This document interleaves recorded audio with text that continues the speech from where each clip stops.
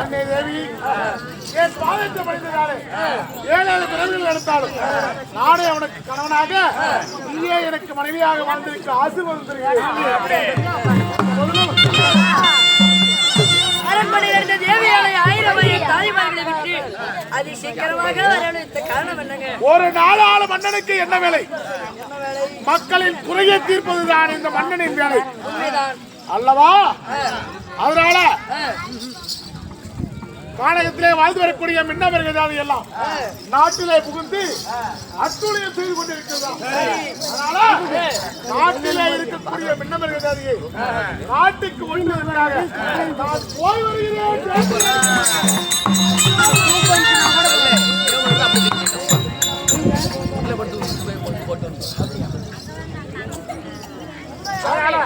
உடனடியாக நான் அழைத்தேன் என்று சொல்லி என் தம்பியாக கொண்ட புத்தோதர புலியை அழைத்துமா. அப்படியா? வாய் வந்து சொல்லிட்டு வேட்டைக்கு போக வேண்டும். அப்படியே போய் வா.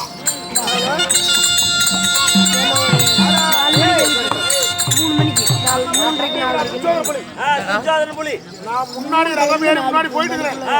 அண்ணன் வேட்டைக்கு வர சொன்னாங்க. கானகத்துக்கு வந்து பார்க்க சொல்லு. ஆமா, அங்க கானகத்துக்கு வந்துடணும். அங்கே வந்துடுறோம். இடையில என்ன வந்து கூப்பிடுறாங்க. எந்த இடத்துக்கு பிராணி கடைக்கே நேரா வருவோம்.